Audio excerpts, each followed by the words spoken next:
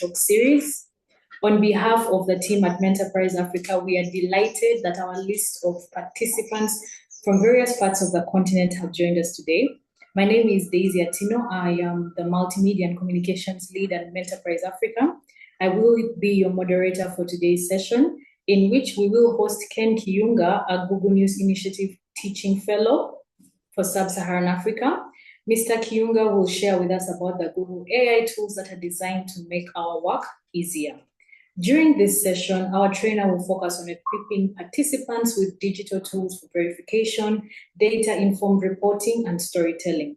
This session is particularly valuable for journalists and content creators, as it will provide them with insights into improving reporting standards, practical skills for leveraging digital tools effectively, and ways to enhance storytelling to engage our audiences more meaningfully. But before we get into the session, allow me to make some introductory remarks about Menterprise Africa, the organization behind the Menterprise Talks series. Menterprise Africa is a hybrid social enterprise that amplifies African innovators' initiatives through multimedia storytelling, while developing resources and delivering capacity building programs for underdeserved entrepreneurs. I encourage you all to check us out on our website at menterprise.africa.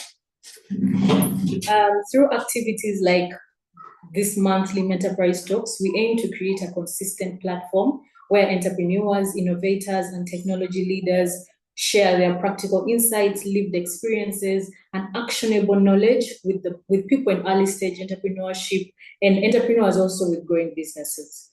The reason behind Menterprise Talks is that many entrepreneurs and small business owners lack regular access to practical, experience-based learning and strong networks. While information on entrepreneurship exists online, it is often fragmented, overly theoretical, or disconnected from local realities.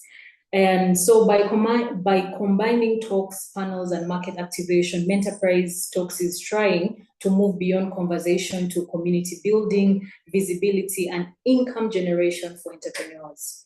As an organization, we thought that in this information age, there would be no better way to start the Menterprise Talks series than by inviting an expert like Mr. Ken Kiunga to share with us the tools and resources available on the world's most widely used platform, Google, which can also help those involved in the information ecosystem to automate the labor-intensive tasks that we routinely engage in. Now, for some bit of housekeeping, this webinar tools and resources available on the world's most widely used platform, Google, which can also help those involved in the information ecosystem to automate the labor-intensive tasks that we routinely engage in. Now, for some bit of housekeeping, this webinar will last 90 minutes, and we thank Mr. Kiunga for being generous with his time. While the session is ongoing, you can send written questions and messages in the Q&A box. I want you to take note of that. Send any messages or questions in the Q&A box, and which will bring to Mr. Kiunga's attention later on after his session. And finally, just to remind everyone, we are recording this session, and we will send everyone who has registered both the recording and the presentation slides. And without any further ado, Ken Kiunga, over to you.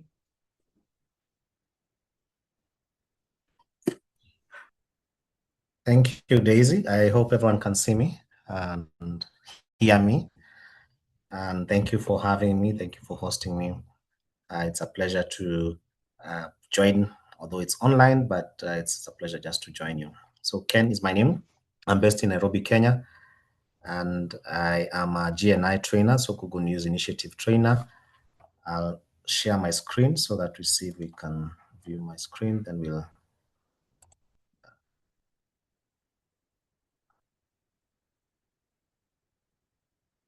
don't know if my screen is visible.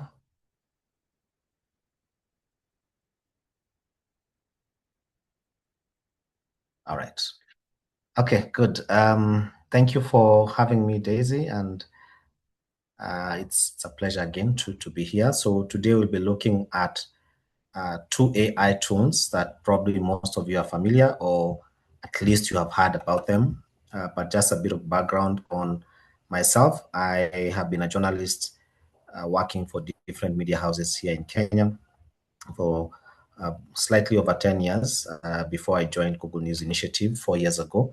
And I have been training journalists and journalism students on some of the tools that we have that journalists can use and content creators.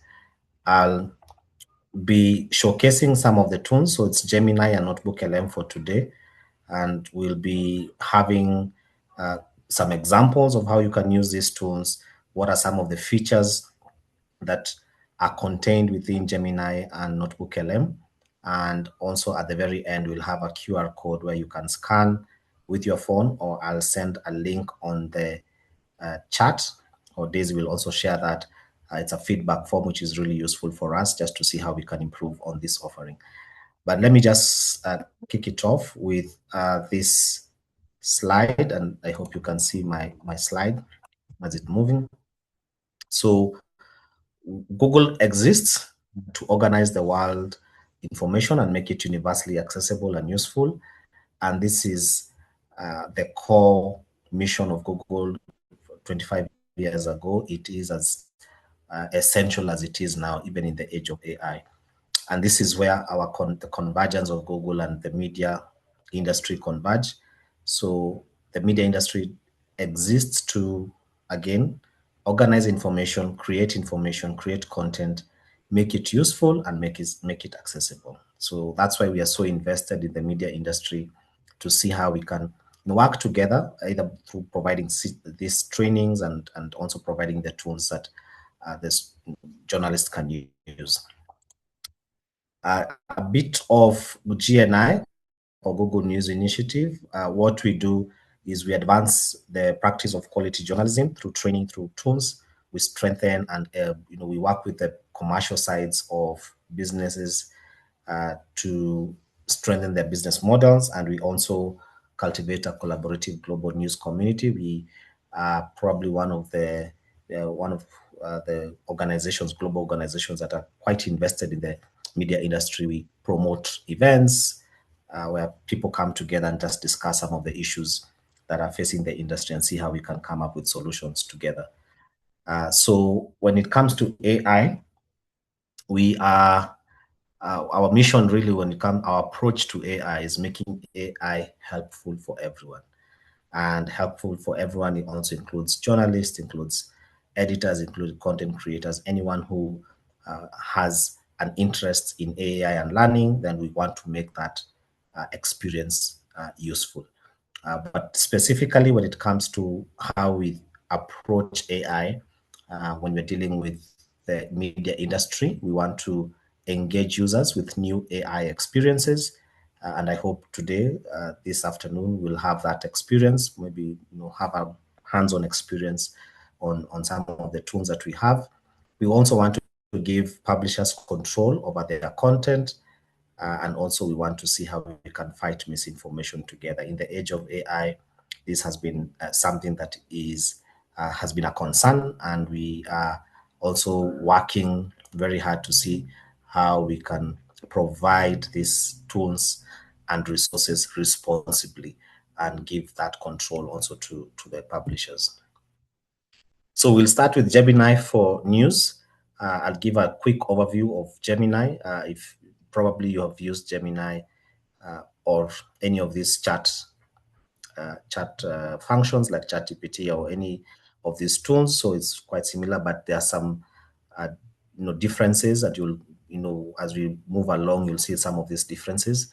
But please feel free to interrupt me if there's something that you want me to clarify, or if you can note it down, or you can put it in the chat section.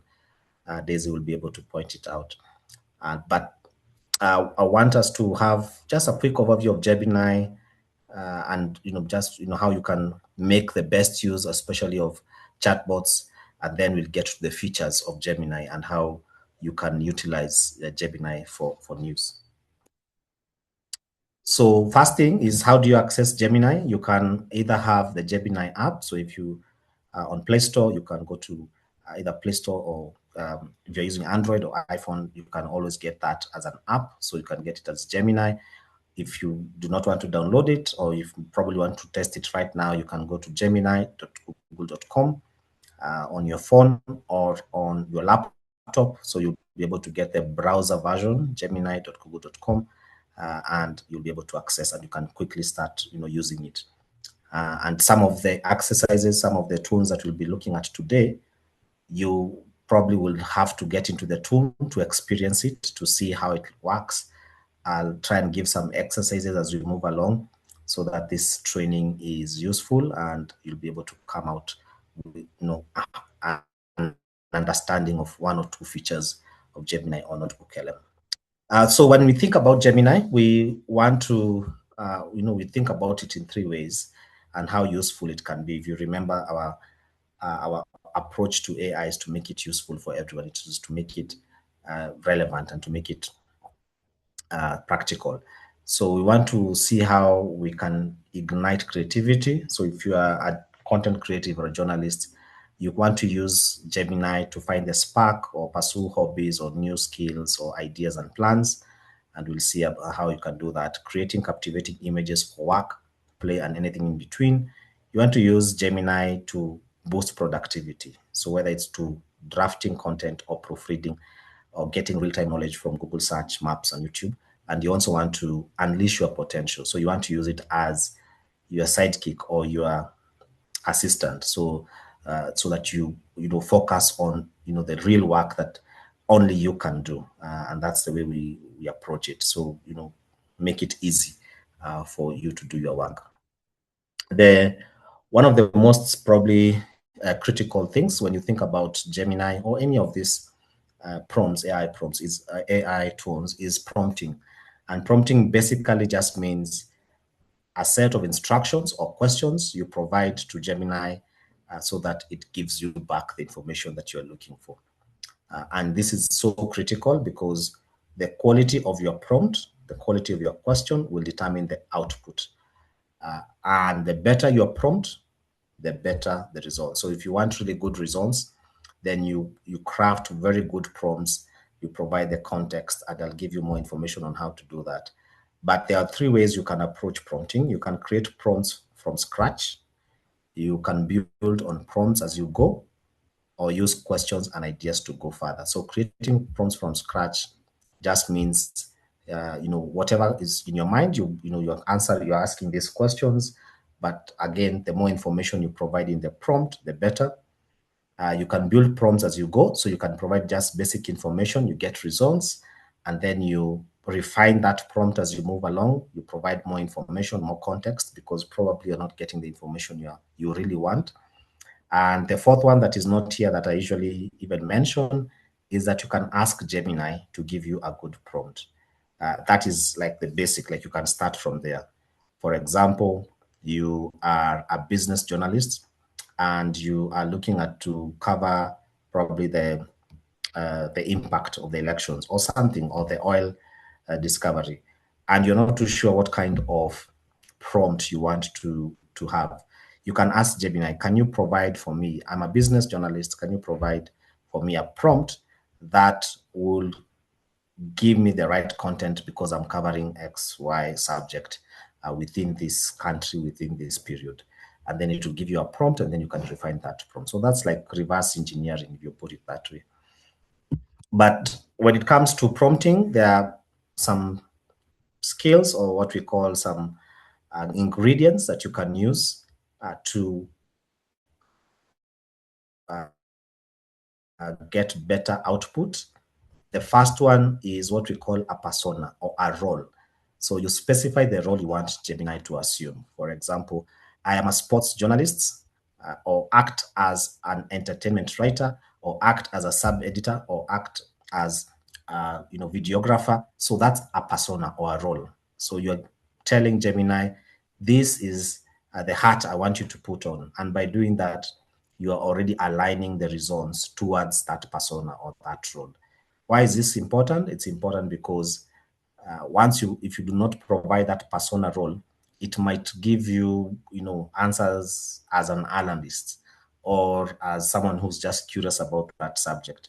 But by putting the persona, then you are already directing it towards what you really are interested in.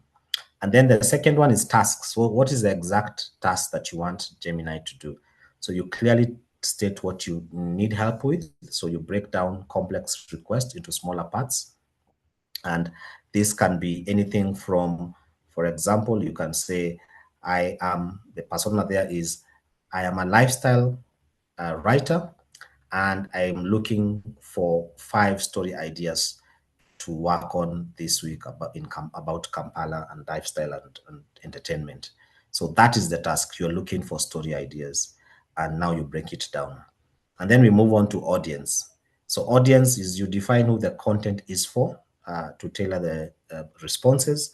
So you are writing for a primarily Ugandan audience, or you're writing to women in between 25 and 35, or you're writing to Gen Zs. So that's the audience. So that's you want to factor that in so that Gemini can know what kind of response to give you depending on the audience. And then we move to context or constraints. So context can be anything from location to time. For example, if you include, I want these topics to be about Uganda. That's a context. I want you to limit the stories or the story ideas for the last 1 week. That is a constraint. So you are adding all this information so that you direct Gemini to give you exactly what you're looking for. And then format is, how do you want these responses to be? Do you want them to be in form of videos, images, bullet points, the narrative format, or do you want it in article format? So that's the format. It's not essential per se, but it can be good, and it's essential but not necessary. So you can use that to refine. So this sort of 5 ingredients will really help you when it comes to prompting, and not just for Gemini, but any other tool. The more information you give, the more specific, the better you get in terms of the results. Is there any question on prompting? All right, so let's give it a try. Let's give it some shot. So let's see how you can prompt, and I'll be switching between the presentation and also the tools themselves. Let's see. So this is, let me share this first.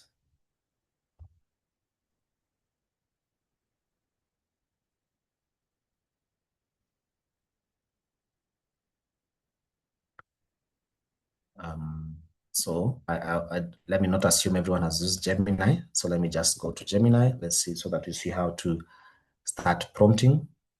It's not, I want it to be, go to Gemini.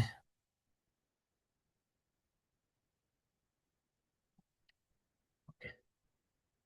Start here.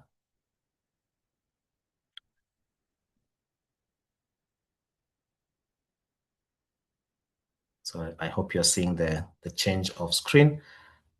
So this is probably, I am a content creator. I work for, I have my own production team.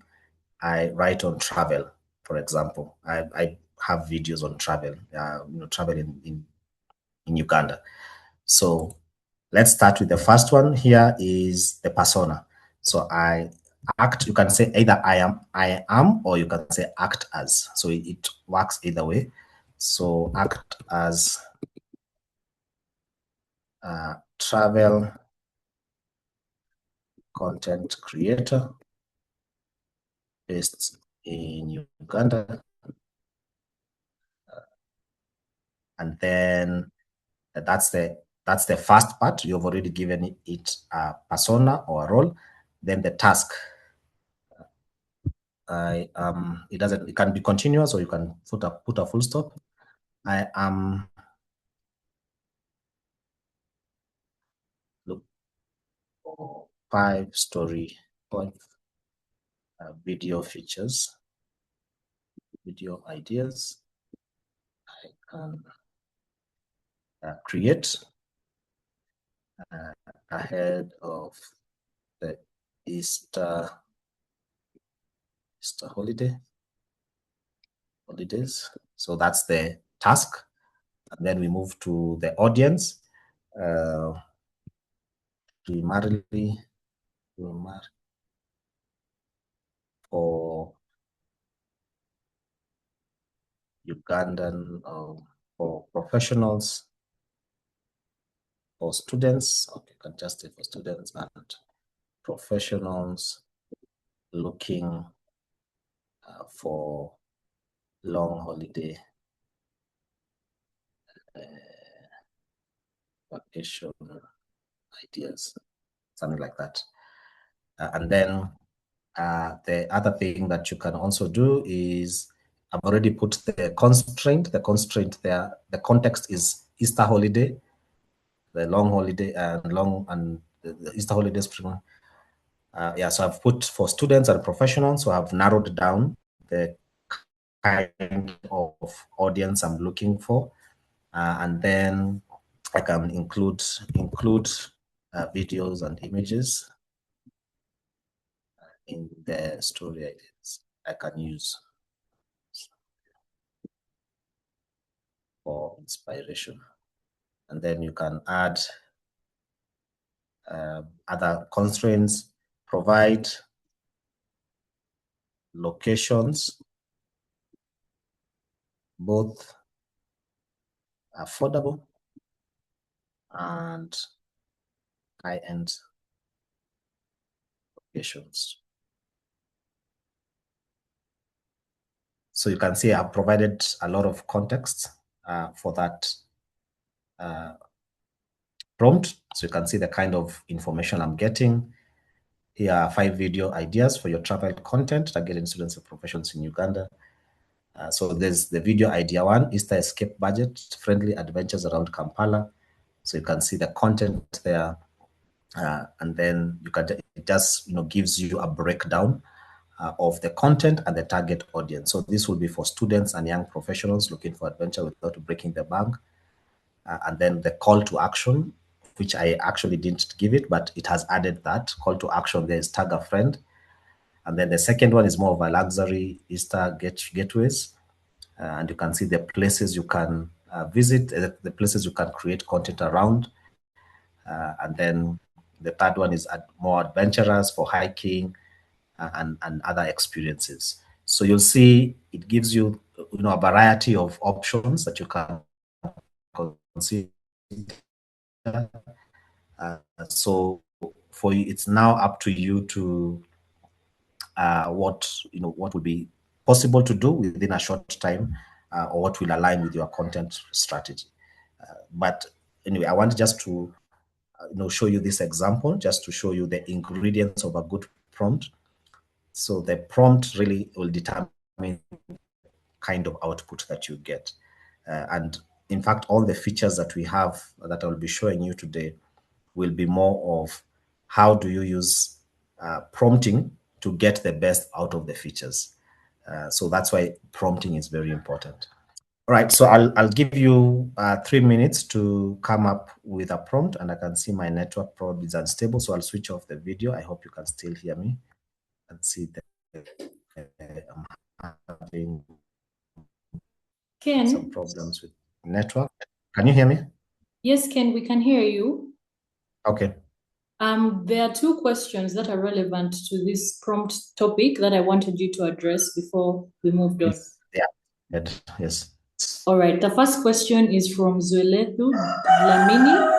She's asking, is it possible for me to ask the tool to keep my role in its memory, i.e., I am an editor?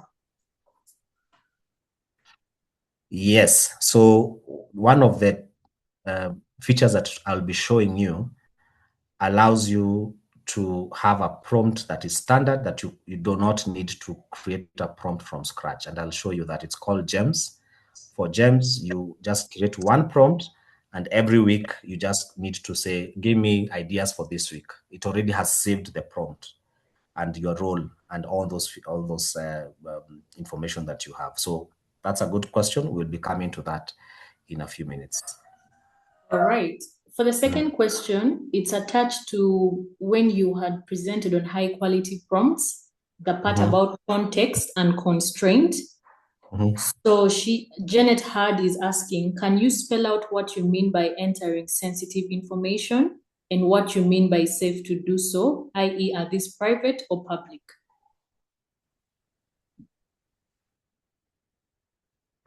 Okay, you broke off, but I think I got the question. So by sensitive information is any information that probably is not yet in the public domain, for example, or is, and this is mostly targeted at, I don't know, maybe government officials, or because this is a platform, it's a big platform. So you wouldn't want to probably put,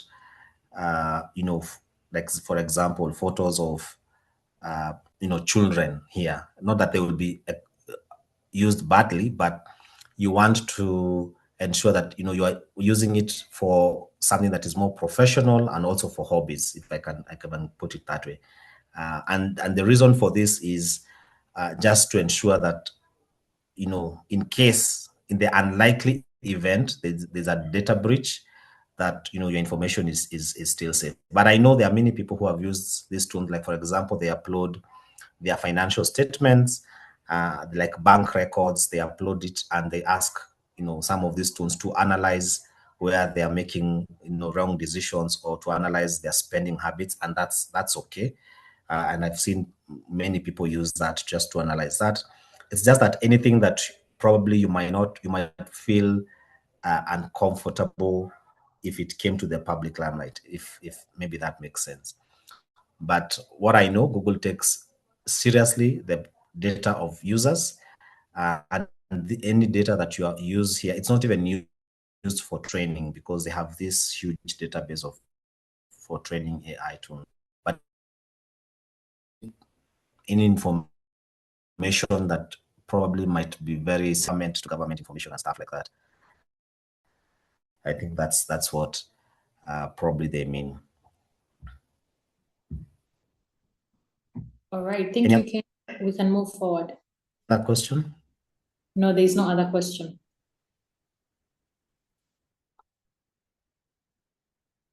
Thank you. All right. Okay, thank you for that. So this is how you look at it. So probably I will give you a minute or two to come up with a prompt. It can be a hypothetical prompt on something that you are working on, and then probably if you are comfortable, you can share with us, and then we can review together. So I'll give you like 2 minutes. I don't know if they're allowed to, if the participants can paste or they can copy and paste the text on the text, or they can share it with you, Daisy. I don't know how we can do this, or they're allowed to speak. You're asking if they can paste their prompts on the chat? Yeah. Yes, that's all right. Okay. All right. So you can do that. Maybe give you 2 minutes. If you're working on a story, if you're looking for story ideas, if you are, you are a journalist, you are an editor, and you are looking to create a prompt for maybe the stories for this week, probably you can just create a prompt, and then we can discuss a few things about it. And because we are all learning, it's fine. It's a safe zone. No right or wrong answer. We are here to learn, all of us. So we are more than comfortable just to share what we have.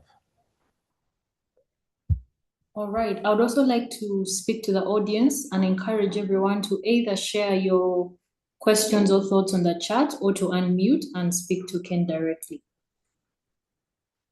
Thank you.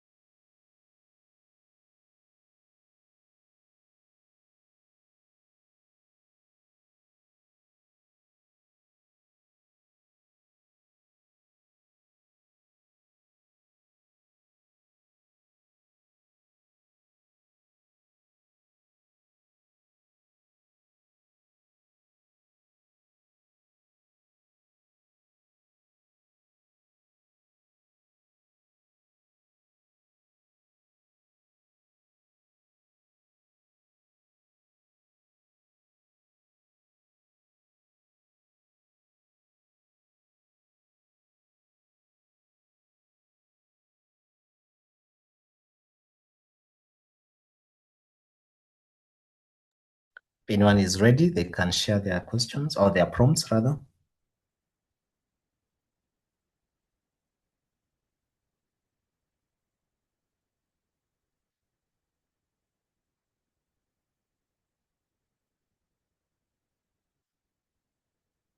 Yes, Jacob.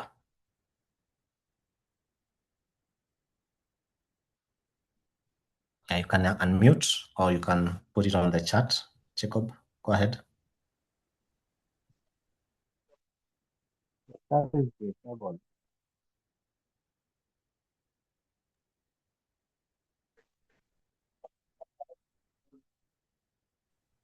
I don't know if it's me, but I can't hear you. The chat work is disabled. Can you hear me? No, I can't hear you. I can't hear you, at least.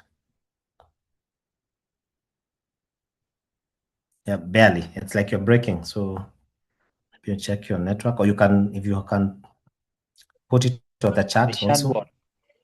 The chatbot is blocked, is not active. Okay, now I can hear you. Go ahead.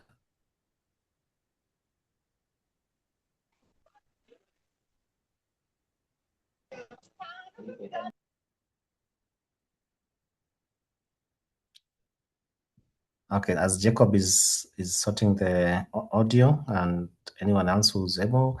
So Daisy here says, I'm a Ugandan journalist, generate 3 story ideas that will interest female farmers in Bale district.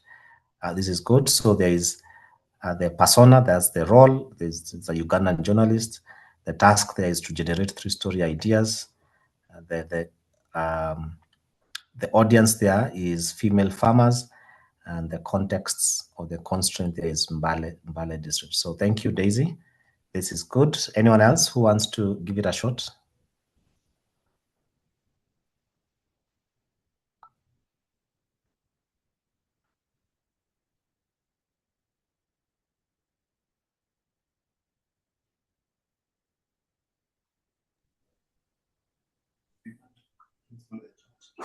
I'd like to encourage everyone, in case you're experiencing challenges with the chat, you can just send it as a Q&A or directly present the question to Ken as we work on resolving that issue. Yeah, so I have seen Angela, I think that she's posted it on Q&A. So the role there is acting as a digital editor, and that's the role. And then the task there is looking to create daily lifestyle content calendar that contains content which speaks to young urban professionals and students. So that's the audience and also the sort of the constraint. And then, add video, images, and text formats. And Gemini said, there are many, some story ideas you have gotten here, and then you've gotten sort of a calendar, which you have texted there. Maybe it probably may look better on your end. But yes, so that's what you've gotten. Zwelethu, I'm an editor of an investigative journalist center at Esutwani. Can you help me come up with standard guidelines to ensure quality of the investigative stories and pitches that will meet international standards? That's a good prompt. You can see the prompt, the role is there. You can see what the task or the ask is, and you can see the context. So and the constraint. So it's coming up with the guidelines, and these guidelines should meet international standards. Good job.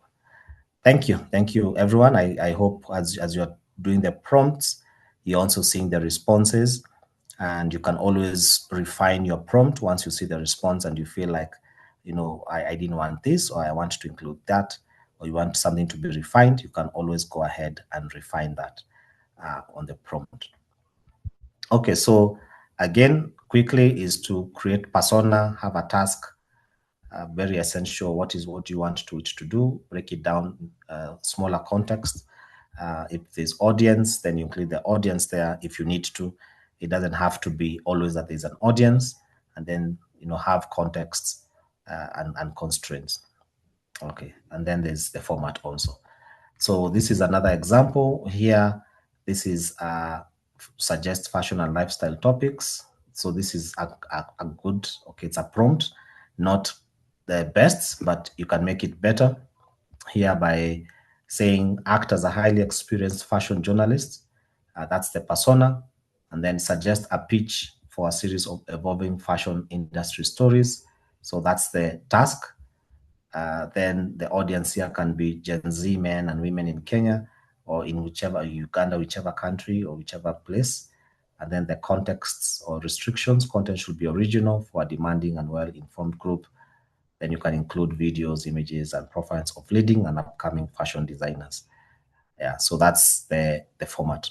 And I can see Jacob, you have said act as a professional mobile journalist with a year of experience, generate story ideas facing journalists in Juba. That's good also. Thank you. All right, so some of the helpful, if you are learning, if you are probably want to understand something, you can use phrases like explain to me like I'm 5. So probably you have gotten this complicated report, or maybe it's a court ruling and you want Gemini to break it down for you. You upload it on Gemini and it will break it down, or you can even start asking questions to Gemini so that it breaks it down. You can create things like create a plan with a topic, 5 areas to focus on, or give me an analogy of, or what are the key topics to understand about this subject, or create a quiz to test my understanding, or give me the pros and cons, and so on. So these are just helpful phrases to add to the prompts. You can, for example, you can even include things like, as I've seen Jacob has said, including the, you're starting out as a journalist, or you are an experienced journalist, or you work for this media house that is based in, it's a community radio station based out of Kampala, or out of outskirts of Kampala, something like that. Just as more specifics, better results. One of the things that you can also do with Gemini, you can double check responses. So if you are still on the app, just go and look at the responses that you have gotten. You'll see that there's something called compare or verify this information, something like that. Let me just get the right word, but I can show you also here.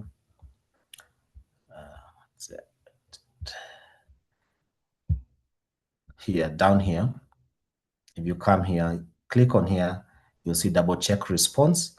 So on double check response, that's when you can, it will fact check, it will just verify that information, especially if it's something that you need to verify. And it will show you where it got those answers from with the links. And you can even just click on those links and you can double check response. So this is when you want to verify. You have heard about AI tools that sometimes hallucinate. So you use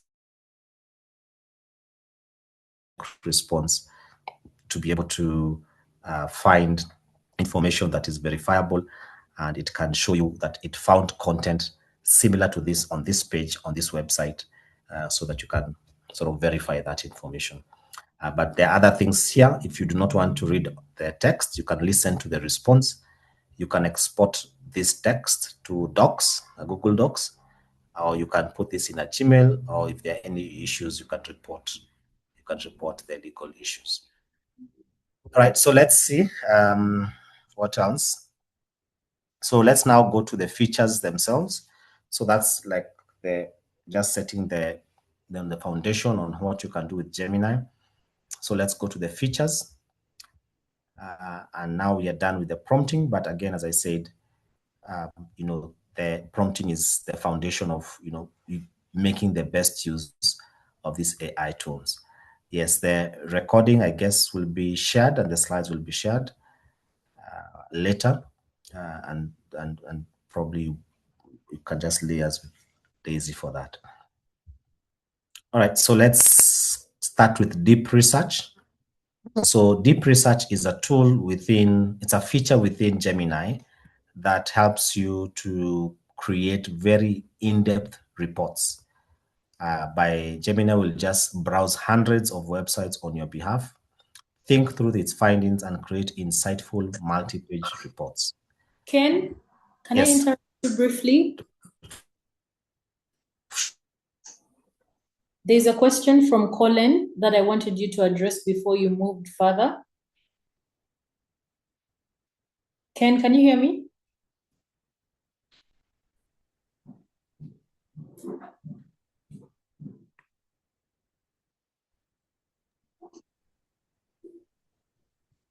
Ken, hello? Yes, I can hear you. Can you go All ahead? right. The question says there's a note below the Gemini which says it can make mistakes. Yes. How best can I know then if the information given is correct? Yes, Colleen, I think I had not seen that question, but I had attempted to answer it before, or just to show you how to, double check the information. So once you get the response, once this prompt that we did, if you click on the three buttons here, you can see double check response. So if I click on double check response, it will search on Google and try and evaluate Gemini's responses. So this is for example, this is for, this was on tourism and videos. So you'll see here, if you click down here, so it will highlight some things on this thing. So it will highlight where it got that information from. For example, here and here, you can see it will give you the links. But this is for probably something that may not really need a lot of fact checking. But for, let's say, for scientific information, for information that you really need to fact check, you'll find it has more links. It will provide a lot of links like these ones. And if you really want to understand the results, it will just show you how to interpret those results. But the more complex the information is, the more links it will provide for you to fact check. Yeah, but that's the way it works. So you can use this tool here to double check response, especially if you are not too sure. But you can also come back here to Gemini, and you can ask it, can you provide more grounded information, or can you provide alternative links to what you have provided in point 4? I'm just giving an example. So you can follow up with Gemini and ask it to provide grounded information, or to provide additional external links to verify the information in point 3 or point 2, if that's something that you really want to check. Right. I hope that's useful, Colin. Thank you for that. So we are going back to deep research.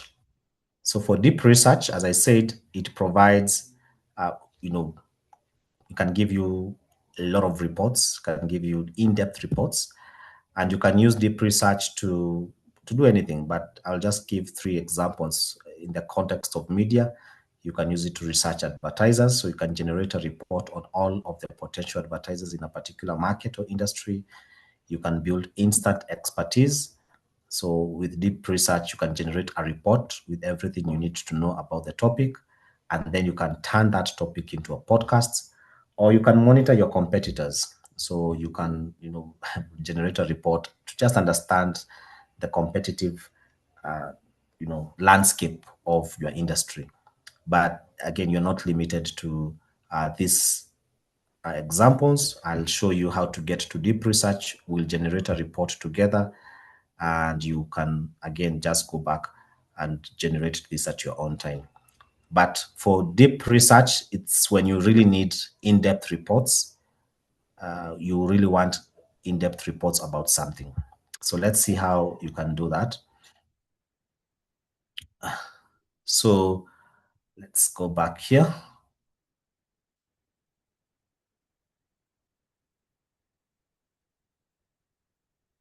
So if we are to get another new chart, so create, if you come here to tools, you'll see deep research. I hope we are all there. And if you're on mobile, you'll still get it on the same place. Just click on tools, you'll see deep research. And when you click on deep research, it will change to what do you want to research. Deep research. There are sources and there are files. You can even upload your files to include. So that's how you get to deep research.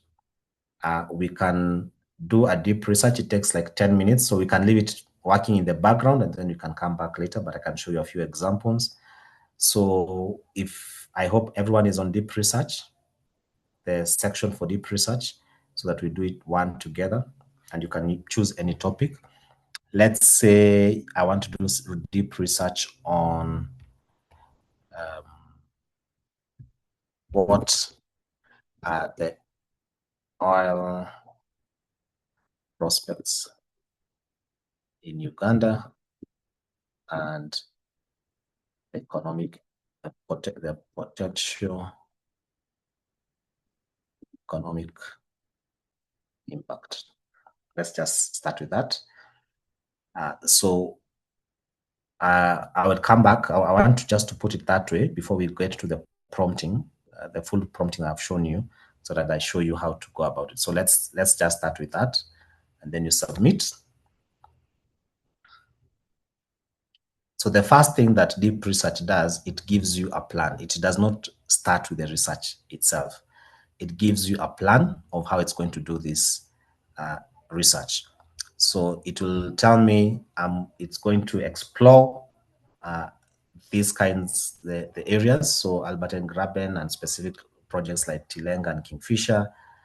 It's going to investigate the progress and expected timelines. It's going to analyze the anticipated economic impact, evaluate the potential for job creation and all that. So it has given me a plan first before it starts. So you read through this plan and you evaluate if it covers everything that you want. If you feel like there's something that you want to include in this plan, you can edit the plan here, edit the plan. And then this is the current plan. So once you're done with this is the current one. So what do you want to edit? So include the impact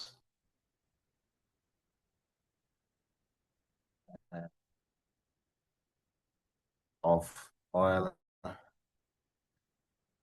exit exploration,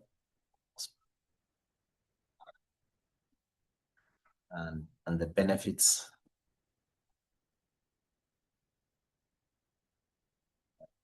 to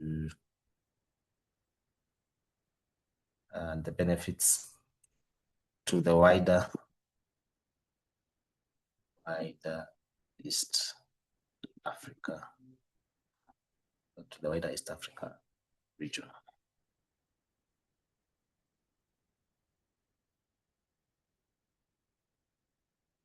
So I've edited that plan.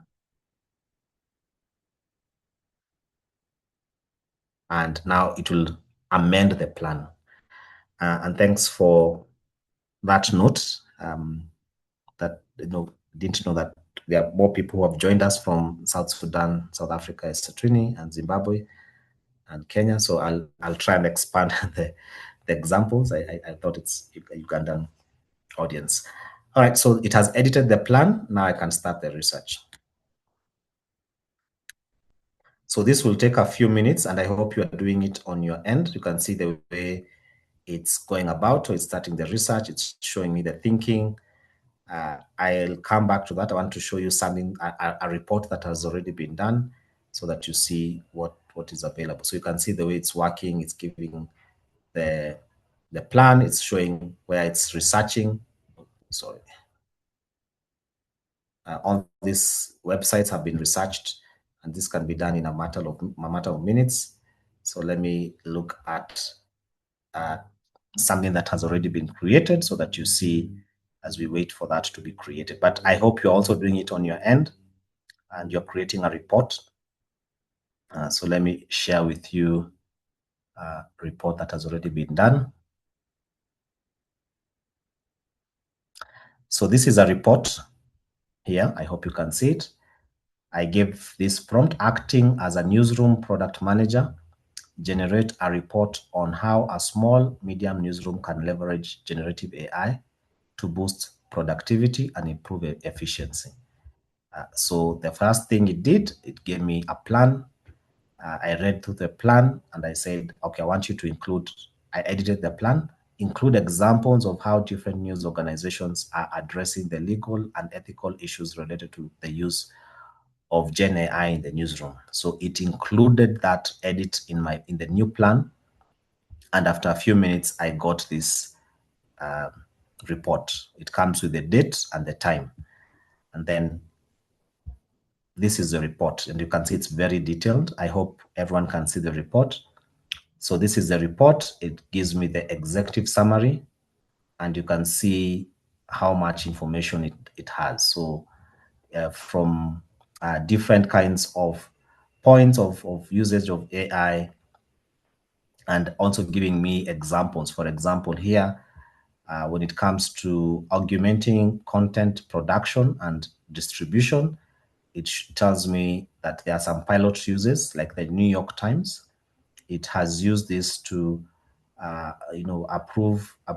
utilize approved AI tools to generate headline options, draft article summaries, suggest interview questions, and write polite prompts for internal use. These applications provide editors with options quickly, reducing creative friction and speeding up the production process without compromising editorial integrity. So it pulled this from our website, and if you want to see where it pulled this information from, if you click down, it shows you the sources. This is the sources, and all of these have sources, so that this limits the what we call has hallucination, because you can follow this, you can click on this and find out where it got that information from. So you can see all this, including even creating a table for you, and it's quite in-depth, as you can see, giving you examples, because I told it to give me examples, AP, NYT, BBC, and I can also, even before that, I could even have told it include examples from, for example, Africa or the global south, if you can call it that. And then at the very end, you see the sources where it got that information from. In addition to that, you can see I can quickly jump to different content sections, as you can see. If I want just to, I'm more interested in transparency and trust mechanisms, policy of disclosure. If I click on that, it will take me to that section, and you'll see how it has created that. So this is an in-depth report, and you can transform this report into different formats. Let me show you. If you click on create here, you can change it to a web page. So it will be a simplified web page. You can change this into an infographic, and I'll show you how it came out. You can change this to a quiz, to flashcards. Flashcards are just like Q&A. So if you want to understand that content. And you can also create an audio overview, like a podcast. So let's explore two of those outputs. So remember, this is just one report. You might not have the time to read all of this, but it's still available for you. So if I cancel here, close it, you'll see now there's a podcast. So it created a podcast. So from the report here, this is the report. I clicked on generate audio overview, and this is the video podcast, the audio podcast. Let's listen a bit. So it's not the full report, it's like 5 minutes, but let's hear.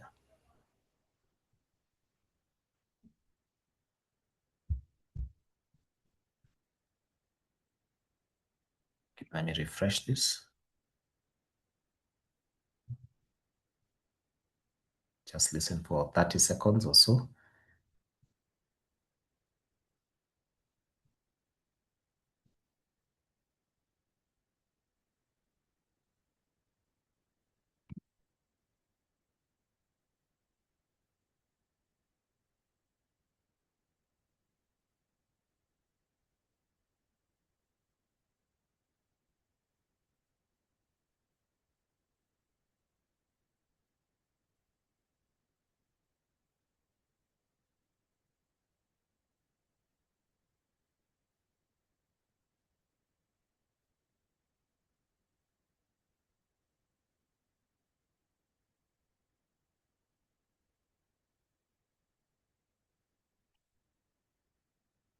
Adela, can you guys hear the report?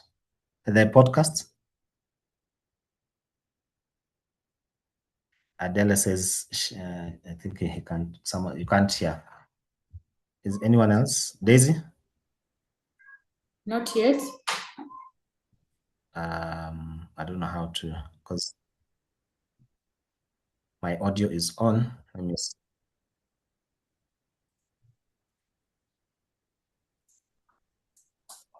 Okay, I'm not too sure how. No, we cannot hear. Okay, I'll see. Maybe I can share this with you, Daisy, and you play it on your end. Because I can.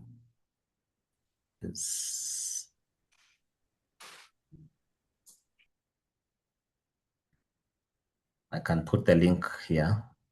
Copied. See if you can get. Okay, maybe I can download it. Okay, let me see that.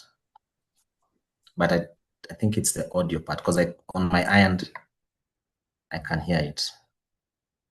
But as we do that, you could share the download in the chat. Can you hear now? It's paused. No, we can't hear. No, I'm playing the downloaded one, so maybe that's the downloading is not working. But let me share this with you. Can you try and open that and see if it can play on your end? So I've shared the link with you. Just open that and play.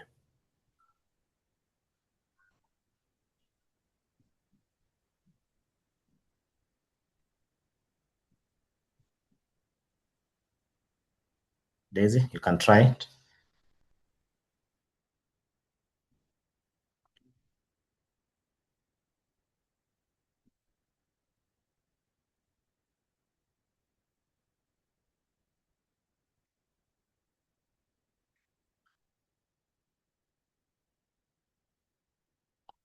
Is it working on your end?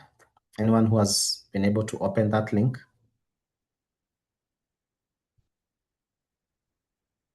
Yes, the page is loading. I'm attempting to open.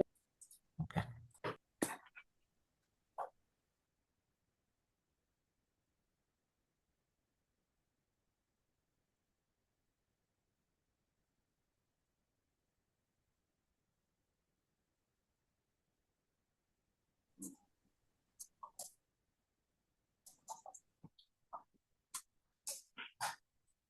Click on the link and attempt to hear it on their end.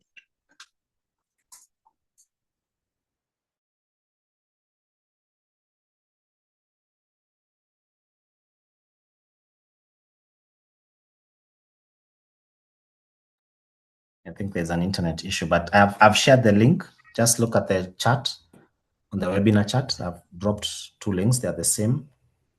Just click on that and play the audio.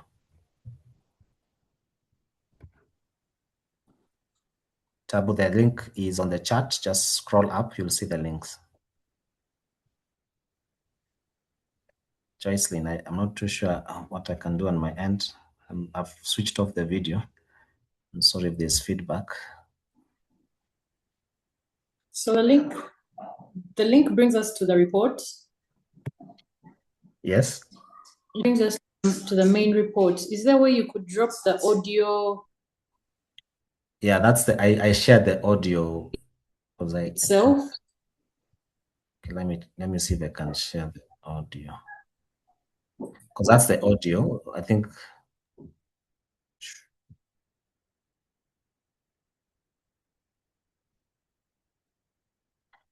are you able to see? Because Joy, sorry, Daisy, are you seeing the link? Because people are saying they can't see the link.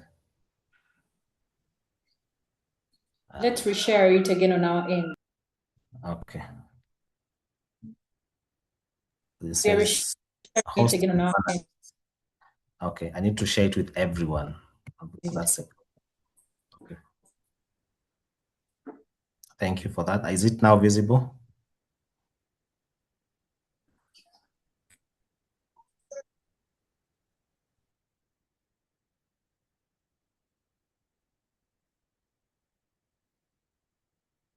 So once you open the report, you just need to scroll down for the audio.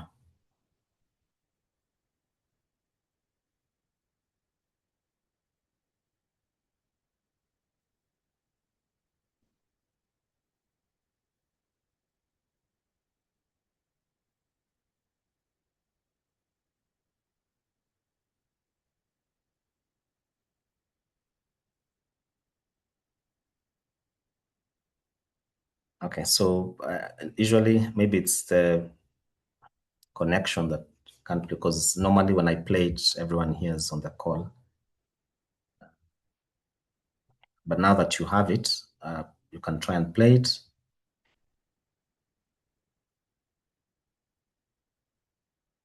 Then we'll move on.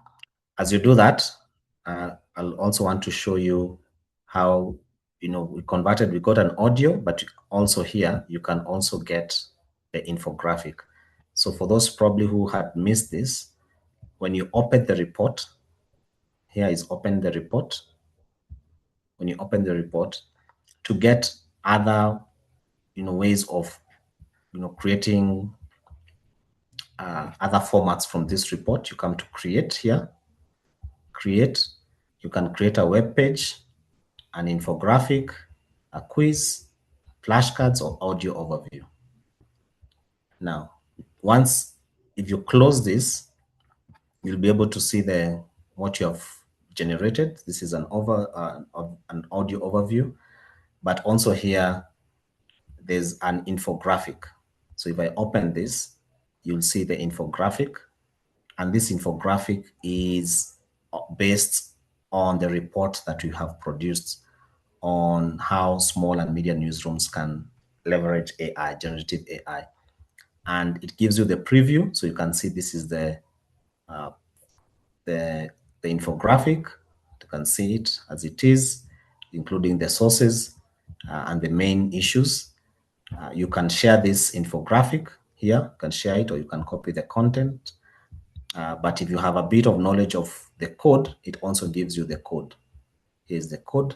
So if you have a bit of knowledge, or if you know someone who can change the colors, the fonts, you can add other things from including the logo of your organization. You can change it here on the code. So it gives you both of that. Right. So this, yes, so it's 5 minutes. The podcast is 5 minutes. So everyone, I hope it plays. Someone is asking, is the same function of Notebook LM? Yes and no. So Notebook LM will also give you an infographic, but it will not give you the code. So you cannot do so much with it. You can't change it so much unless, a graphic designer now changes it manually.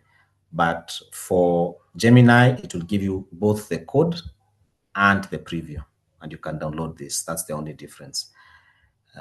Yes, and you can download, you can listen and download.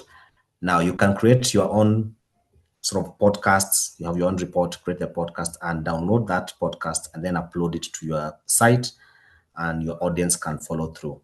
For example, in our example here, we were looking at oil in Uganda. I don't know if it's done. Let me see. Just want to see if it's done.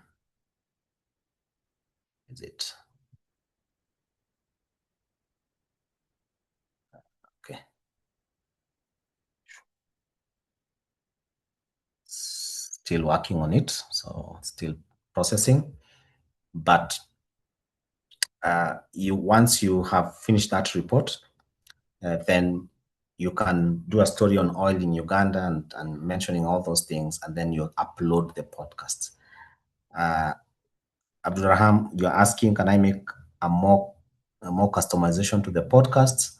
So with Notebook LM, you can do that. So you can probably upload that podcast that Gemini has uploaded, upload that podcast on Notebook LM, and then follow up with some prompts, like say, can you include this kind of information, or can you exclude this kind of information? So you can use that as a primary source, and then Notebook LM can do further processing. All right. Any question? I think there are questions here. Ken, I also had a question. Yes, go ahead. I wanted to ask, do I have to upgrade my Gemini account to Google AI Plus, or is this actually available on the main account that's available to everyone? For what? Research, deep research? Yes, to do deep research and all the other. No, for deep research, you don't need to upgrade. You'll be able to get it even in the free version. The only paid feature is what we call Workspace, which I'll show you. That's the only one that is paid, but most of the features that I'll be showing you today are free. All right, thank you. Okay. All right, so I think we are good with this is deep research. As you see, you can generate other content formats using once you have created the original report. This one is good for example, if you really want to go in depth, not for the day-to-day use case, but you can, I just wanted to show you the possibilities, what you can do with that. Just remember that if you want to go back to the report, you need to open it. It will open on the side. So there's this side panel. If you want to listen to this, it will be also on this side, but also here, you can now create more content formats using the create button on the right side. Okay, so let me go to the next feature. You can see time is flying. So let's go to create images and illustrations. So you can ask Gemini to generate images. The more specific you are, the better. Again, going back to the prompting, images are digitally watermarked with synth ID to identify them as AI generated. So all images created using Gemini have an ID and they are watermarked. It's invincible, it's to the naked eye, but within the tools, there's a tool called Synth ID that will be able to identify this as AI generated, but it only recognizes images created using Gemini. So this is an example here. Create a super realistic image of a news reporter in Nairobi working behind a laptop in an open newsroom. This is the image that you get. For those who are familiar with Kenyan media, this looks quite like a typical Kenyan newsroom, and I'm sure most newsrooms in the region and in Africa probably will be looking like this. So this is an image created using Gemini. You can download this image. There's an icon here to download, but there's also a visible watermark at the bottom right corner. It's Gemini. But if you upload this image on Synth ID, it will show you that this image has been created using Gemini. The best probably tool to use when you're thinking about images is what we call Nano Banana. It's within Gemini, and I'll show you how to access it. So this is Nano Banana. So if you come down here, or maybe I should start here and then come back to this. So the way to access Nano Banana is within the Gemini tool. So here it is. You'll see create image. I don't know why they call it Nano Banana, but it comes with like a peeled image. So you create image here, and I can probably now, create some images. Let's say create an image, realistic image of let's say I'll use another city of young citizens or young people party. Let's just in Harare. Just use that for an example.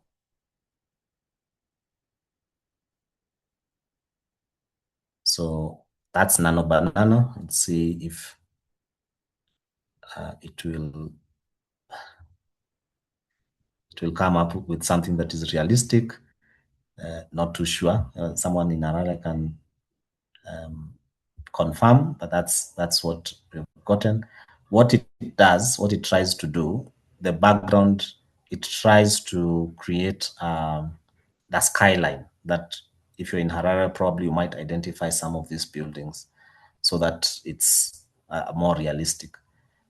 And that's the way you can identify.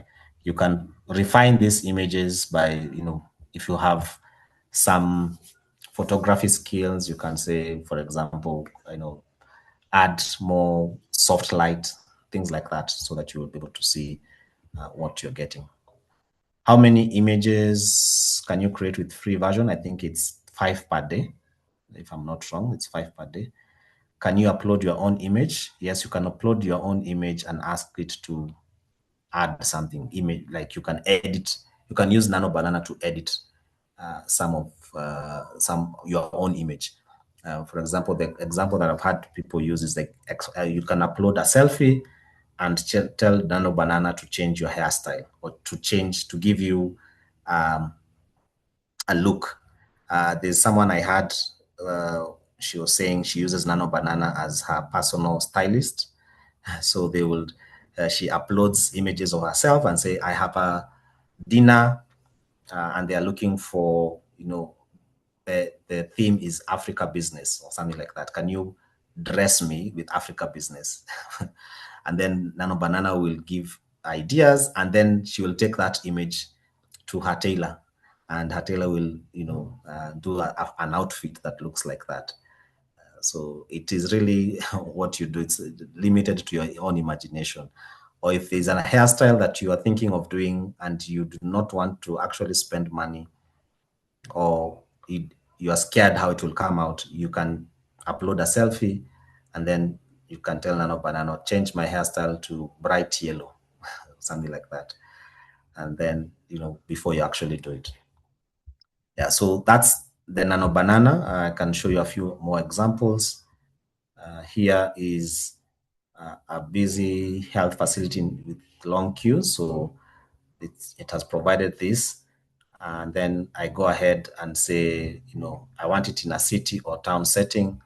So you can see it has changed it to this. Whether there is a real Kilimani Community Health Center, that's another thing.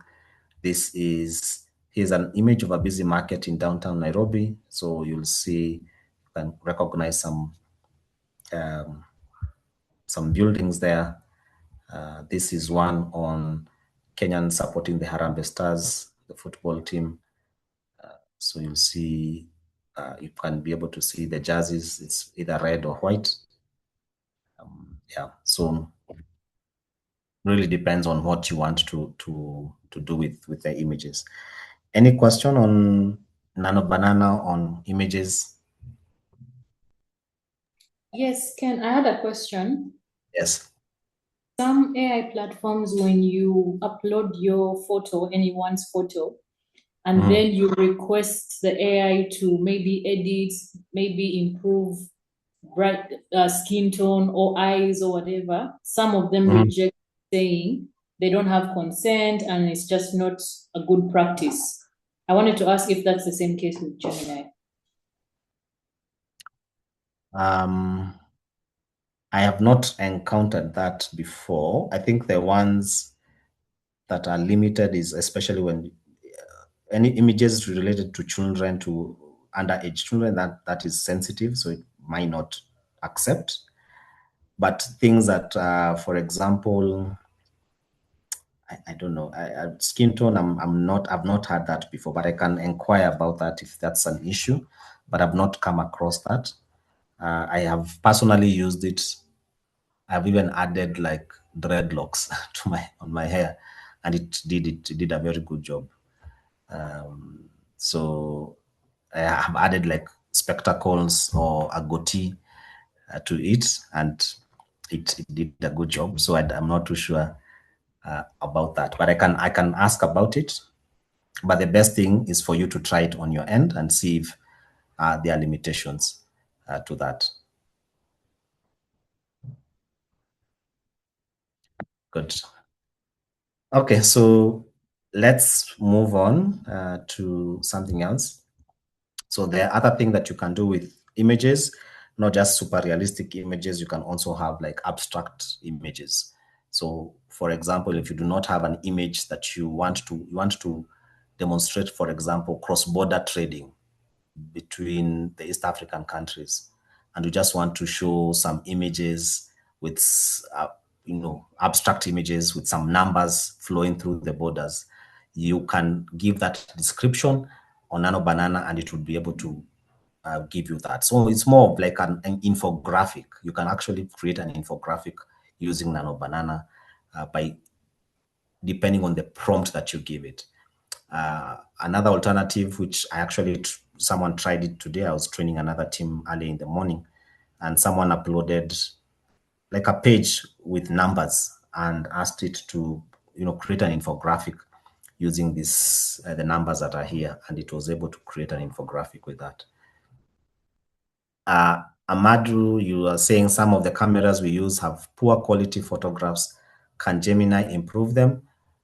I believe so, because I have seen examples of photos that were taken in 1920s or 1930s, very poor quality, and Gemini was able to improve on that quality. I want to see, let me see if I can show you an example here very quickly. And that's a good question. So like just improving the quality of picture. Let me just quickly check on it.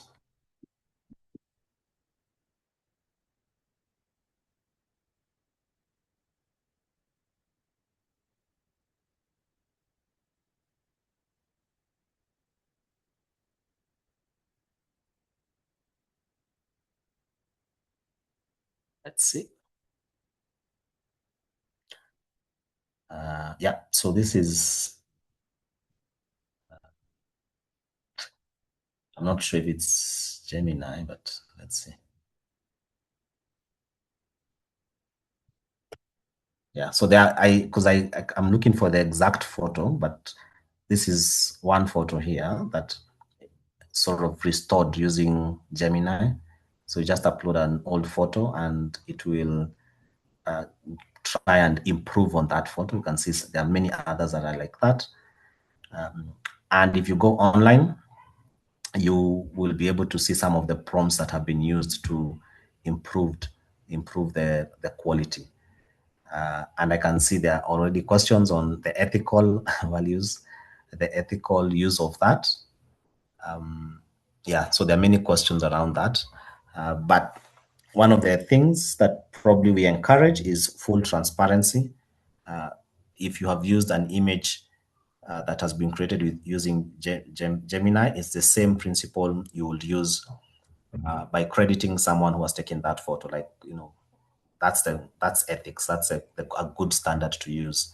If you have used an image that has been generated using AI, you need to indicate that in the caption for full transparency, so that your audience knows what they're looking at and how it was sourced. Yeah, so that's one of the principles. We do not push it, but it's the same way, because you are sourcing it from somewhere. And if you are sourcing it from somewhere, it is only fair to credit for how you sourced it and where you sourced it from. Edward, that's your question on ethics.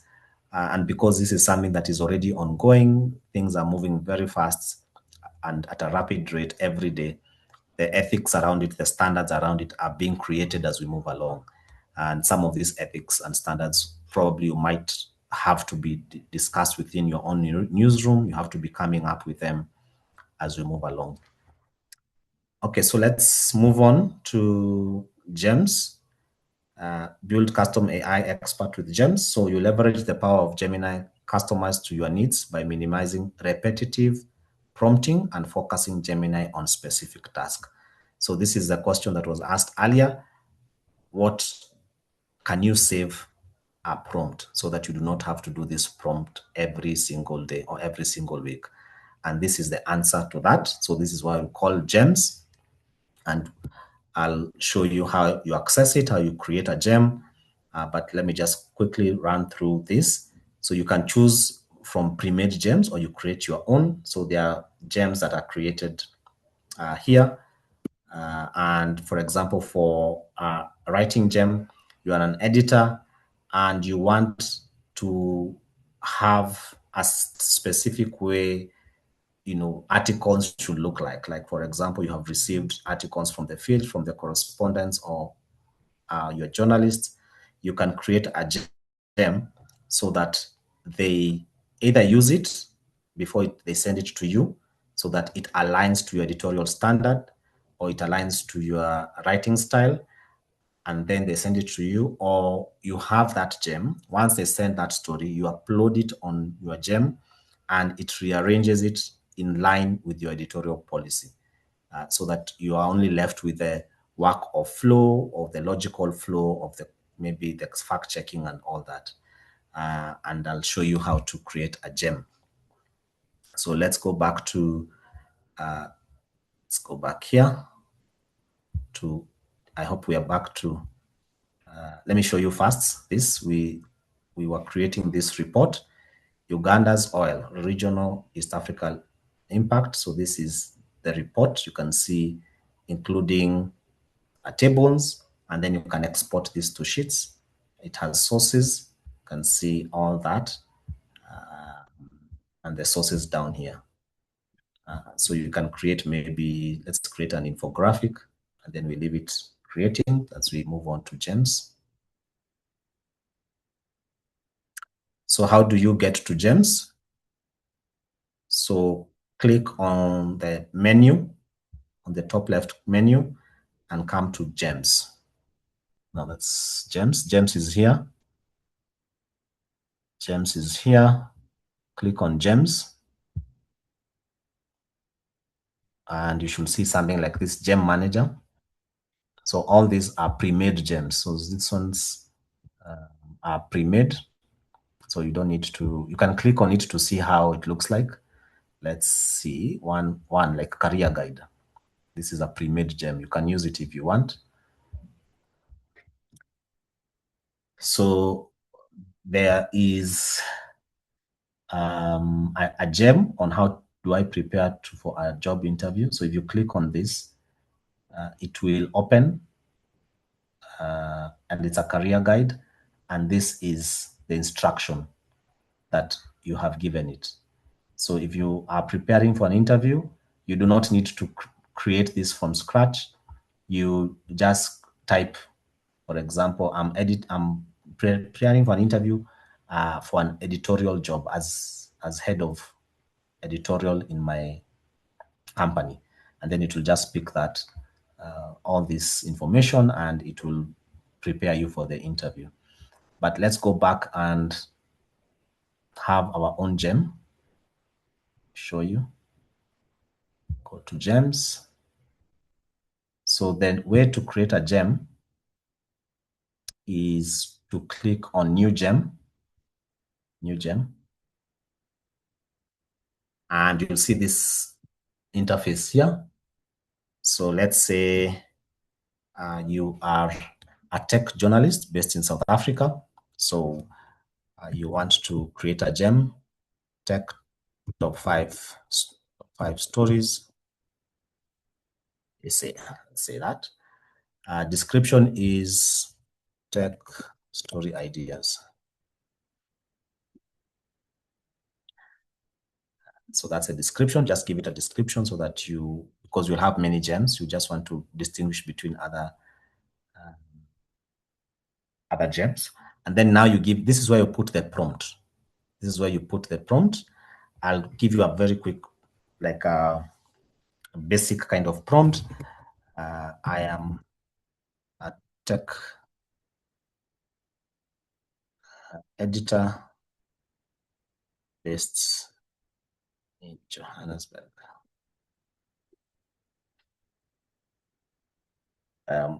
And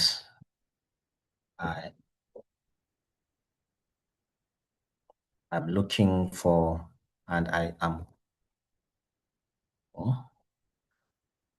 story ideas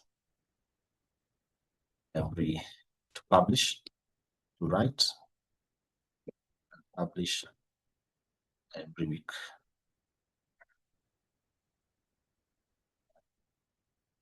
And the stories should be four.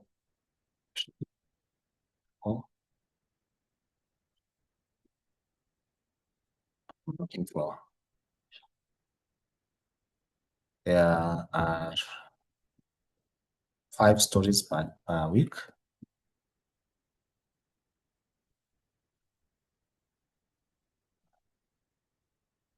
3 local and 2 international. So I'm just doing this on the go. I'm sure you'll know what to do on your end. That will resonate with South African readers. So let me just leave it at that. But you can create as much detail as you want, and even upload. Let's say you can upload your house style or house guide to guide that process. So once I'm done with that, I can save it. And then I can start now chatting with that. So I don't need to create the prompt again. I can just say stories for this week. That's it, because it will reference that gem. So every week I just come to my gem and then I come here and it will give me some story ideas. So you can see here, it has given me like 3 stories that are local and then international. You can see that will resonate with the South African audience. It gives me the hook, it gives me how it will resonate, and then it will give me a follow-up. Would you like me to draft a 300 deep dive into any of these, perhaps focusing on Cell C and Telecom Battle for your lead editorial? So gems, again, I see, Brian, you're asking what are gems? So gems are, this is how you access gems. You come to the top left corner, you come to gems, and gems are pre-made. So you do not, if you have repetitive tasks, you are a social media manager, you are an editor, you are a writer, you are a content creator, and there are things that there are prompts that you need to create every week or every day. You just need to create it once, and then you'll be prompting it. So again, next week, you see here that here is what we have created right now. So I only need to open this next week again, so because I have stories for this week, and I just need to ask, give me stories for next week. For example, what should I be planning for March stories? So it will only pick from that prompt that I gave. You can see how it has provided this. So there's someone who was asking about this, and you can see how you can use gems even to plan your content. You do not have to craft that prompt from scratch. So whether you're in social media, whether you are doing content planning, whether you are in the business, you're thinking about what are some of the business ideas I should start thinking about, to who are some of the clients I should start targeting in the month of March. Create the prompt in gems, provide all the information at once, and then you can now be using every week or every day depending on your regular use. All right, so let me give you a minute or two to create your own gem. I'll come back to the answers, the questions. I'm seeing the questions are coming in, but I want you to create your own gem. So you'll find all your gems on the gems section. You can see my gems are here, and you can edit. If you feel like now it's not giving you exactly what you need, you can edit that gem. And you can add more information. You can upload more texts or an example. If you're an editor, you can give it a very specific rule that I want all our articles to flow like this, and use this document or use this article as an example of how our articles should look like. And now you'll just need to upload the articles that come, and it will rearrange that in line with the style that you want. Are we okay with gems? Yes, we are. But Ken, I had a question. Yes. Just to clarify, are gems like preloaded templates or user profiles? So gems are both templates. These are templates. Yeah, these are templates. These are the ones that has already been provided, but you can also create your own templates. All these I've created from scratch. Right? This is like, for example, this is CHAN 2025 teams. I created this gem during CHAN, that's the football tournament. And I was doing this to demonstrate to the journalists that you can create profile of national teams playing CHAN, include past matches, coaches, team players, losses, wins, draws, home country. So I don't need to every time write a whole profile of a football team that is playing that tournament. I just need to come here and type Kenya. And then it will do the rest for me because I have already created the instruction here. So you can see here, within a few minutes, I have the profile. And the reason why this is so important, it saves you time because now you can actually write the story of what has happened, because now only you as a journalist can do that.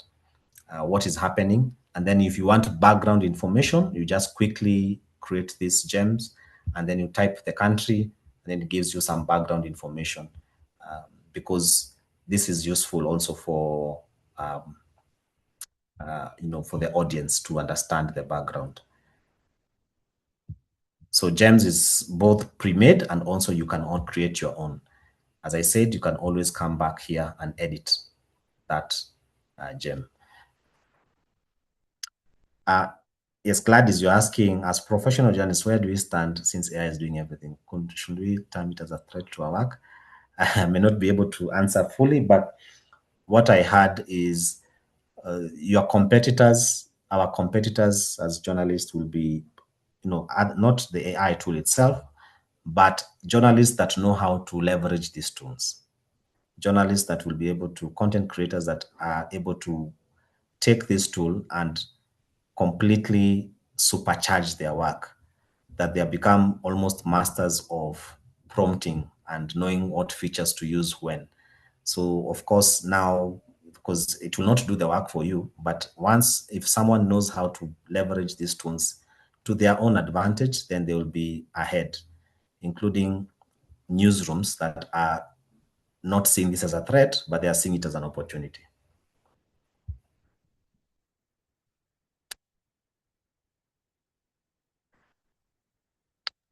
Adela, you're saying you're not convinced that there won't be data breaches or our work. Also concerned about AI setting the news agenda, story ideas, hooks.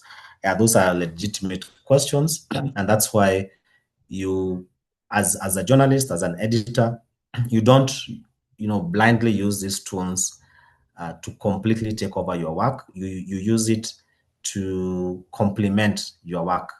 So you should have, as an editor, you should know the news agenda. You should know the direction that you want to take. You should know.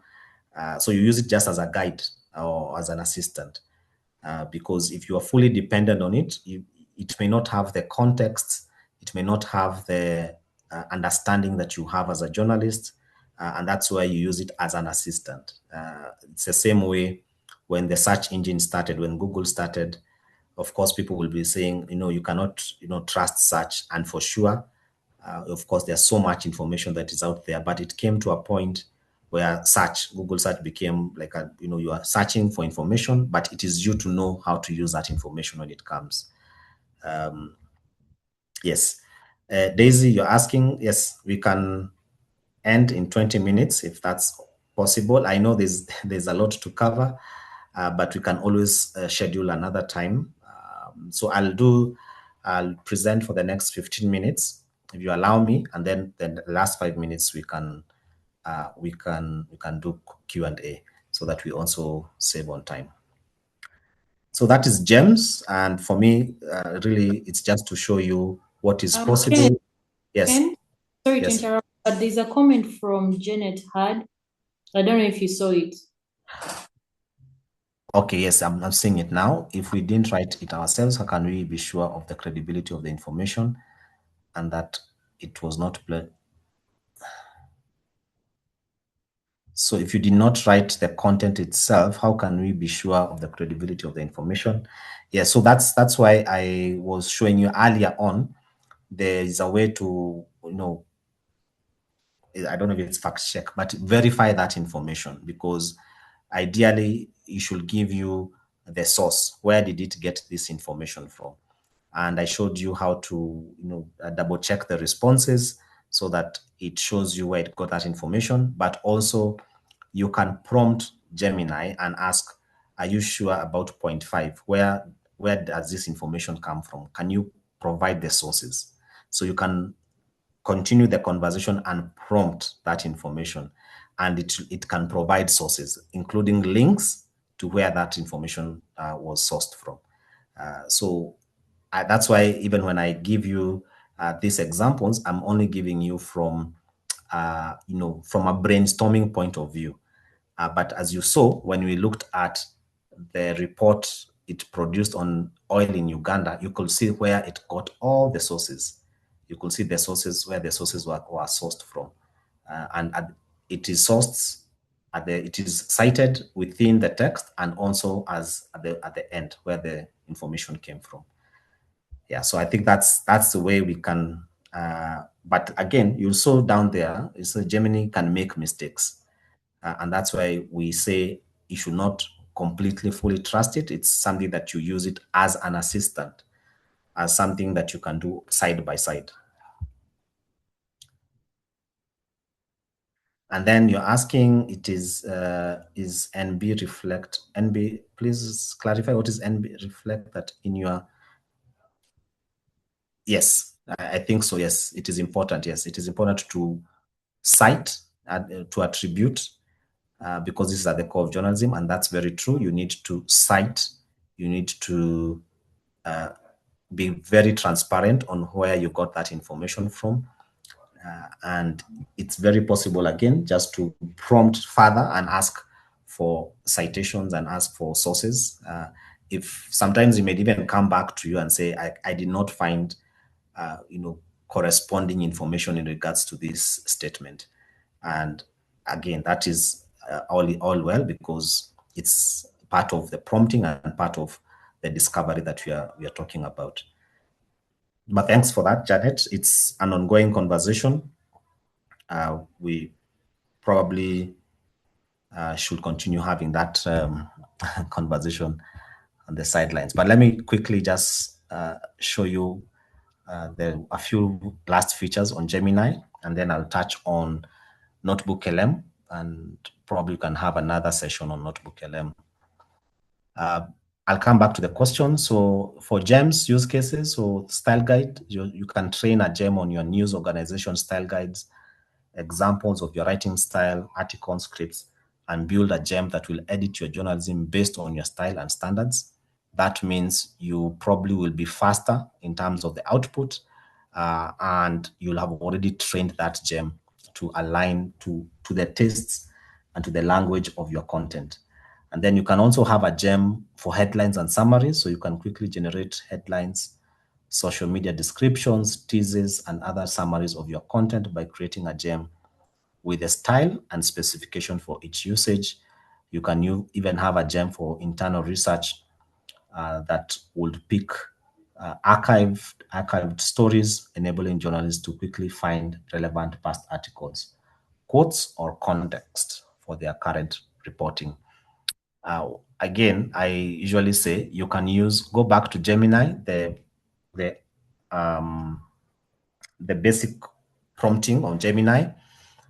If you are not too sure how you can use GEMs, you can ask Gemini. You can say, I am a reporter based in South Africa or Kenya or Uganda. I report on health issues, and these are my repetitive tasks. What can GEM help me with? And can you help me create a GEM?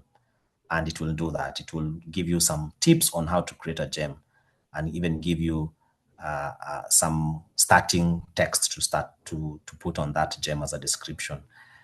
So I always say, use the tool to help you use the tool and to make the best out of it. Then there's apps. So apps is mostly for productivity. So with apps, you can combine. Gemini can be your personal assistant. It can look, if you give it permission, it can look at your calendar, your emails, if you allow it, and also your to-do lists, and plan your day or plan your week. This one, it's really, you have to actually just give it permission if you want to, and to use it as a personal assistant. Can give it access to maps, to your Google Drive, so that you can use it as a personal assistant. And let me just show you this example. So you can pull information and perform more complex actions across multiple apps. Someone took a photo of this, for those who are familiar with Sabrina Carpenter, I think. And then what she did is, I don't see any events around that time, so it looks like you're free to go. So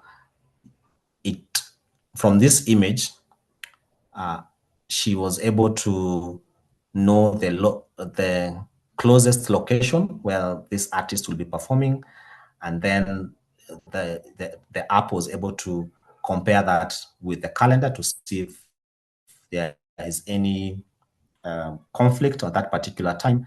And then, she was able to say, can you add a shopping list? Can you remind me to buy tickets, and so on and so on. So this one, you give it permission and the way to access apps if you want to use it. Let me show you. So down here at the bottom left corner here is where you see connected apps. Bottom left, connected apps.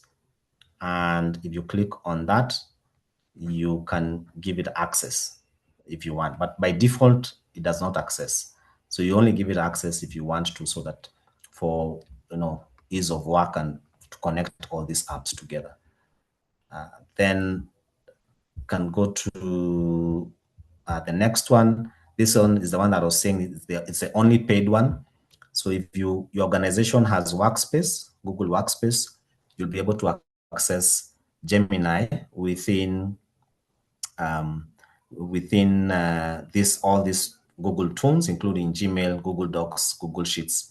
Like for example, on Google Sheets, it can do some analysis for you. On Google Slides, you can add images. You can create a presentation for you. You can make minutes for you when you are using Google Meet. But this one is a paid version.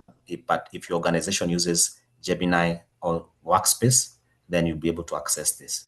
The last one is called Canvas, and Canvas is more of a visual tool. It's within Gemini. It's an interactive space for rapid iteration. So I think the best way is just to show you how you can you can use Canvas.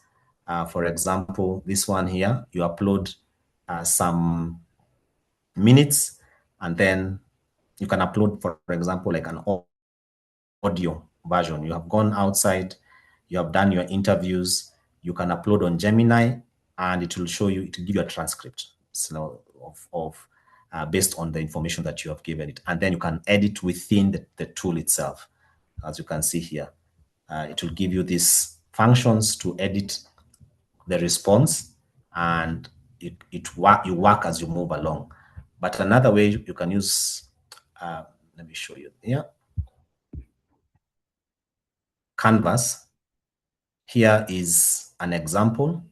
So I wanted to create a news website page, a demo that will maximize reader engagement. So it gave me 3 examples. It created those home pages with high engagement. So if I open one here, you'll see how it will look like.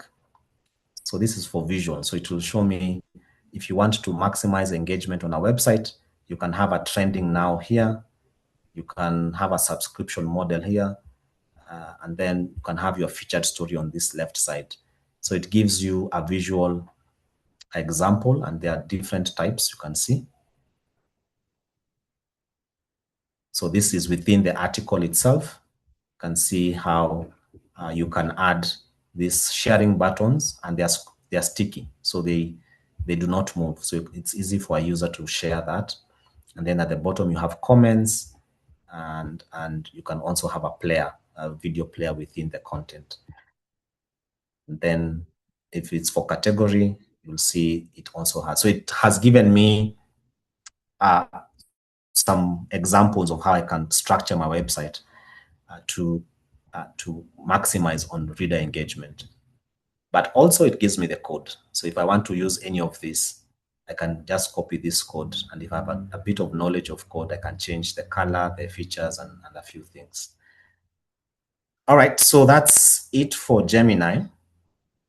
Now, I don't think we have time for Notebook LM, but what I want to quickly show you is just a few features, and then probably if time allows at a certain time, if anyone is interested, we can have a specific session for Notebook LM. But for those who probably may not be available, I'll just quickly show you a few features. So what is Notebook LM?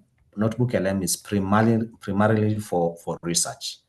And the difference between Notebook LM and let me just quickly go to the differences. I don't know if they're here. No. Okay, the difference is that with Notebook LM, you are the one who decides where that information is going to come from, whether you have your own notes, whether it's you have done your own research or you have picked research from credible sources, you upload them on Notebook LM, and the answers that it will give you will only be from the sources that you have selected.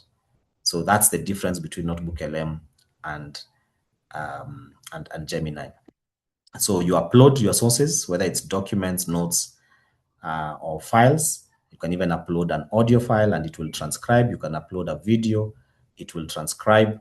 And then immediately it does that, it gives you an overview. And then from that, you can now start chatting with Notebook LM. And then you can create other formats from that content. So the thing is, you upload from credible sources, whether it's Google Slides or Google Docs. It has the free version has a limit of 500,000 words or 200 MB, and each notebook can only have 50 files per notebook, which is quite generous. But I think the best thing is to show you here how it looks like. So if you go to Notebook LM, it's connected to your account. I will just pick something here. For example, this, if you open Nigeria Economic and Trade, so someone uploaded the country brief. This is a World Bank, or from the government. So these are the sources, including YouTube. So you are the one to decide where these sources are going to come from. So you can see, you can even include sources from the web. You can add sources here. So you decide whether it's from the web, or you can upload your own files or YouTube or Drive, and then you can even copy texts. Once you have that, you can create notebook. So you can now change that to different kinds of notebooks. I don't know if you can hear this. This is an audio, a podcast, a video, sorry, a video infograph.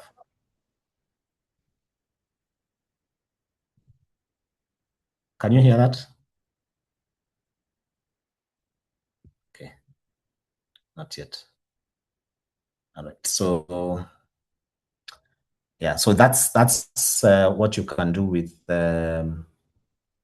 Notebook LM. But as I said, you can have featured notebooks. These are the ones that different people have uploaded, including this one here, Introduction to Notebook LM. You can query.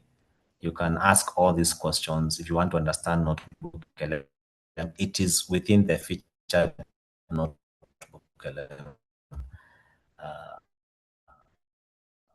Yeah. And you can see the different formats, including audio overviews, video, infographic, and different kinds of formats here. So as I said, I probably may not have time for Notebook LM, but please, the best way is to come to Notebook LM, look at the featured articles, or if it's open, and you can watch the videos, you can question, you can answer. You only get answers from this point of view here. I don't know if there's any question now, because I think time has really gone. I'll start with the ones that are already here. With the coming of AI, where does it, journalists, what where do journalists stand? I guess that's what you're asking. And not just journalists. There are many professionals that probably are at, I don't want to say at risk, but probably may need to reinvent or to retool. But I feel like my personal opinion, this is not a Google opinion. My personal opinion is the people who know how best to use these tools will have an advantage. That's what I think. And that happens. That is across board. Warom Felix, you're asking, doesn't use of AI infringe on copyright because some sources of the info is not provided by the AI? Does it infringe? I probably may not be able to know whether it infringes because it has to, you have to point out to the specific cases. For example, if the report that we produced, almost every paragraph has a source. But for the general chatbot, I guess it picks from the general web and rephrases. I may not fully be able to answer that in terms of infringing on copyright, but it's a question that, it's a valid question, I agree. Is there any other question? There are no more questions. Okay.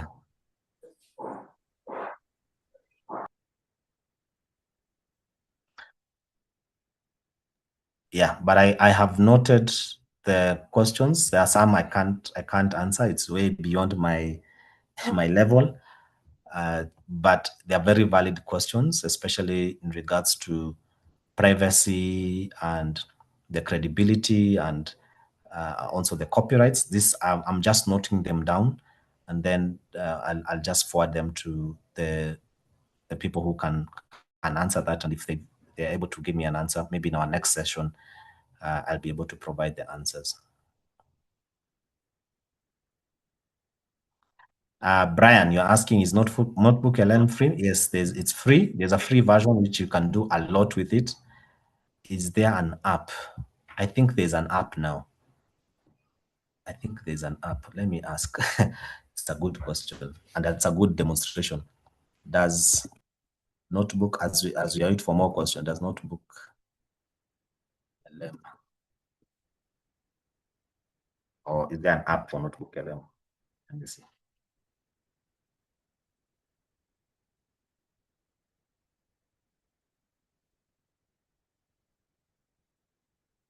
Yes, it's both Android version and iOS.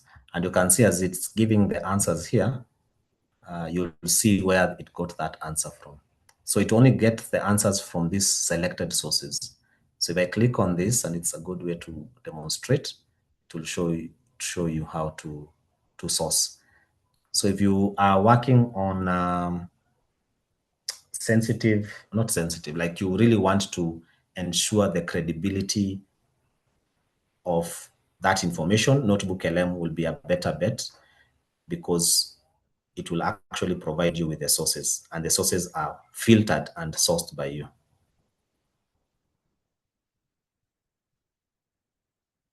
Thank you. Back to you, Daisy, and thank you so much for your time. If probably we can arrange another session where we can go a bit deeper on Notebook LM and other tools that we have. But before anyone logs out, before you log out, please, let me just ask you to scan this QR code here and provide the feedback, and can also provide the link here on the chat. I'll also put my email here. If you want to reach out, you can do that. So let me do that. So as Daisy takes over, so please scan this. Let me share this tab. Scan this on your phone. It's just like 2 or 3 questions on your feedback. I'll really appreciate it based on what we have gone through today. And I'm also putting that link on the chat here. Again, back to you, Daisy. All right. Wow. Thank you, Ken, for your insightful presentation. We have come to the end of our first Menterprise Talks, and I applaud you, Mr. Ken Kiunga, for all that you have shared with us. I also wish to thank the Menterprise Africa team, many of whom have done a lot of behind the scenes work to make this happen. And to you, the audience, I thank you for your participation and for the high level of engagement. Please keep an eye out for the next Menterprise Talk session, which is scheduled to take place in March, and which we intend to be a hybrid session involving a live audience and an online audience. We shall share with you the details soon enough. For now, from me and the team behind the Menterprise Talks, thank you and goodbye. Thank you. I'm sharing the link. If anyone is interested, you can